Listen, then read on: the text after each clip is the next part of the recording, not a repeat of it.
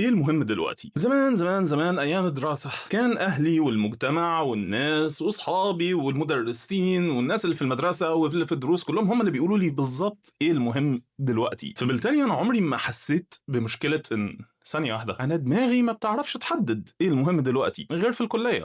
اني اقول ان انا تعبت اهلي معايا في الدراسة ده اندرستيتمنت، ما يوصفش اطلاقا حقيقة معاناتهم معايا، لان مهما كانت امي تقول لي يا ابني المهم دلوقتي هو المذاكرة دي، المهم دلوقتي هو الامتحان اللي بكرة، انا في دماغي دايما كان ثانية واحدة طب ما هو برضه مهم ان انا العب، مهم ان انا عايز اتفرج على حاجة في التلفزيون، دخول بلاي ستيشن في حياتي مثلا ايام ثانوية عامة كان دايما ده بالنسبة لي كان مهم.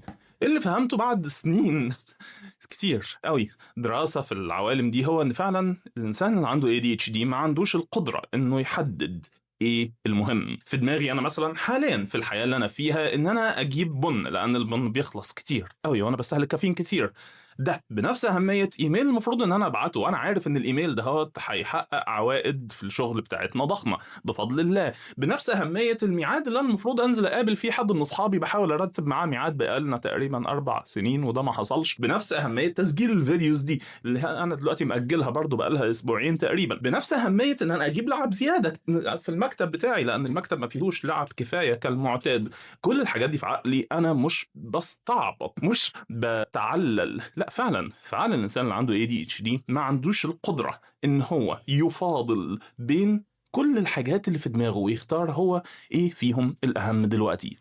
نتيجة كده ايه؟ بالظبط زي ما انت متوقع، اتخيل انك دخلت اوضتك دخلت مكتبك وما انتش عارف انت المفروض تعمل ايه، مش عارف المفروض تستخدم المكتب بتاعك، تستخدم الكرسي بتاعك، تستخدم التلاجة. انت عندك تلاجة في المكتب internally جوه عقلك ما عندكش السيستم اللي يساعدك انك ترتب وتنظم وتحدد بالظبط ايه يروح فين امتى وليه وازاي. دي هي اول حاجة انت بتشوفها لما بتدخل زي الفل، بروسس اجبارية، وهو انك تضم كل حاجة في عقلك في نفس ذات اللحظة والوقت، لازم تكبها في مكان واحد، مش ترتب. انت ما تعرفش ترتب ده مش عيب فيك، دي ميزة ضخمة الصراحة، ولكن هتكتشف الميزة دي بعد ما تتعلم قدراتك الحقيقية فيها. مشكلتي مع عشرات بقى البرامج بتاعت التودو ليستس والأولويات والتنظيم وإدارة المشاريع اللي أنا حاولت أستخدمها على مدار السنوات هي إن هي مصممة لناس نيورو تيبيكال، ناس عندهم القدرة دي موجودة بشكل انترنال، مش ناس ADHD. ADHD انت محتاج 4 اقسام بس عشان تعرف ترتب كل الدوشه اللي قدامك دي. القسم الاول وهو errands، مشاوير، يعني انت هتعرف تشتري بن وانت قاعد هنا في المكتب معايا او بتتفرج على الفيديو ده لو انت ما انتش بره البيت؟ غالبا لا. ومع ذلك لو انت عندك ADHD انت لو محتاج تشتري بن عقلك لوحده كل كام ثانيه كده فجاه بيطلع لك احنا المفروض نشتري بن. يا عم ما انا عارف والله المفروض ان احنا نشتري بن، ايوه احنا المفروض نشتري يا جدع، والله قسما بالله انا عارف ان احنا المفروض نشتري بون، بعدها بشويه كام ثانيه المفروض نشتري بون. ليه بيخنقك بالمنظر ده؟ مش هو مش عقلك مش عايز يضايقك، ولكن لان عقلك على مدار سنين طفولتك كلها وحياتك عارف ان الذاكره بتاعتك unreliable، لا يعتمد عليها، فبتكون النتيجه ان انت بشكل اوتوماتيك تلقائي لوحدك بتلاقي عقلك قاعد بيذكرك بكل الحاجات اللي انت ما انتش محتاج تفتكرها دلوقتي ولا تتذكرها دلوقتي، ولكن زي نوع الرياكشن، الرد الفعل الطبيعي اللي اتربى على مدار سنوات وسنوات وسنوات. عشان كده انت محتاج تتعلم تأوفلود كل ما هو ليه علاقة ببره البيت، الايرنز المشاوير، في مكان لوحده ما يتفتحش غير بره البيت، وطول ما انت جوه البيت ما يتفتحش. تاني حاجة بتحتاجها وهي ال2 minutes action، الحاجات اللي تخلص في دقيقتين ما تزيدش عن كده، زي انك تبعت ايميل، انك تعمل مكالمة، انك تغسل طبق مواعين، انك ترتب جزء من هدومك كتير اللي متكومين وفي المعتاد بيقعد ايام واسابيع لحد ما يترتبوا ويطبقوا. معاناة الانسان العادي مع الحاجات اللي بتاخد دقيقتين عشان تخلص قد كده اهو، معاناة الانسان اللي عنده ADHD مع الحاجات اللي بتاخد دقيقتين عشان تخلص قد كده اهو. ليه؟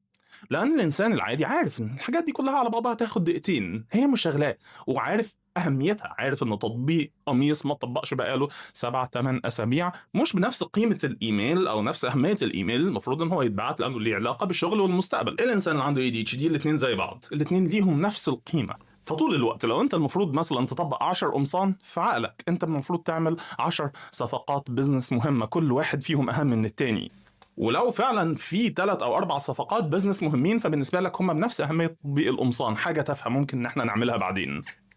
بمجرد ما الفلترين دول يطبقوا على كل الانتريز اللي بيدخلوا الدمب بوكس في زلفل، بتلاقي فجأة الدنيا بتروق شوية، لأن الأوضة في عقلك برضو مزحومة بأحلامك وأمالك وأفكارك وكل الكورسات اللي أنت كان نفسك تتفرج عليها خلال ال3 أيام اللي جايين، وكل الأفلام اللي أنت خدت لها سكرين شوتس، وكل المسلسلات وكل البوستات اللي أنت سيفتها من بوستاتي لو أنت بتقرا بوستاتي وقلت هقراها بعدين وما قريتهاش، برضو لنفس السبب، وهو إن عقلك ما عندوش الذاكرة اللي تسمح له إنه يعرف قيمة ومكان كل حاجة من الحاجات دي فين. فالحاجات دي بتزحم دماغك، وبتكون النتيجة انك بتعيش ما انتش عارف الفرق ما بين التراش وما بين المين اوبجكتيف بتاعك، او الحاجة الاساسية، الهدف الاساسي اللي انت المفروض تشتغل عليه.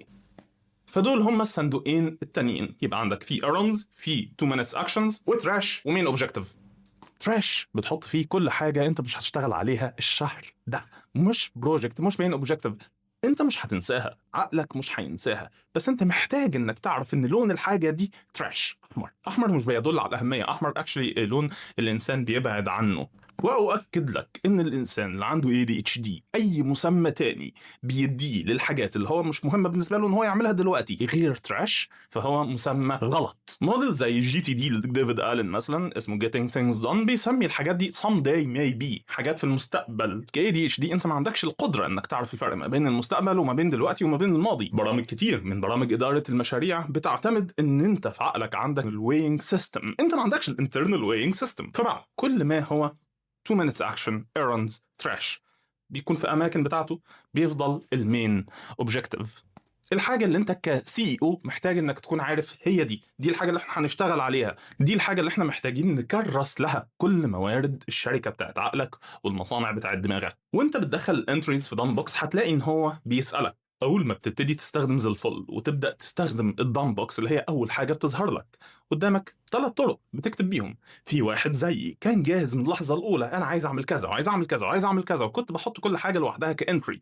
ده اسلوب، في ناس بتكتب كده. في حد تاني ما صدق اخيرا حد بيسمعني ويبدا يكتب باراجرافات طويله جدا، هتلاقي زلفل لوحده بيساعدك ويقول لك ما تيجي انا ارتب لك، بعد ما تكتب باراجراف مثلا 7 8 سطور هو هيرتب لك ويطلع لك من كل حاجه من الباراجراف دي المفروض ان هي تروح فين ويحصل فيها ايه. وفي حد تاني بيكون محرج، بيقف كده قدام زلفل ويبقى مش عارف يكتب ايه، هتلاقي زلفل بيسالك. ده نظام اسمه اكسكفيتور مود. ال3 انظمه دول مش مبنيين اعتباطيا، دول مبنيين على سايكولوجيكال برنسبلز، مبادئ علم نفس اساسيه، يساعدك انه يديلك بشكل خارجي الحاجه اللي هي مش موجوده عندك internally، وهي ازاي انك تبدا تطلع كل الحاجات اللي محشوره جوه دماغك دي لحد لما تشوفها قدامك موجوده في مكان واحد ومترتبه. ده هو دامب بوكس. كل الليتراتشر، الساينس، الابحاث اللي مبني عليها كل الكلام اللي انا بشرحه ده وازاي اتبنى اساسا الجزء ده في زلفل هتلاقيه موجود في مقالات. المقالات دي لينكاتها موجوده تحت الفيديو ده على بلوج زلفل. بلوج زلفل المكان اللي جمعت فيه سنين من البحث والريسيرش،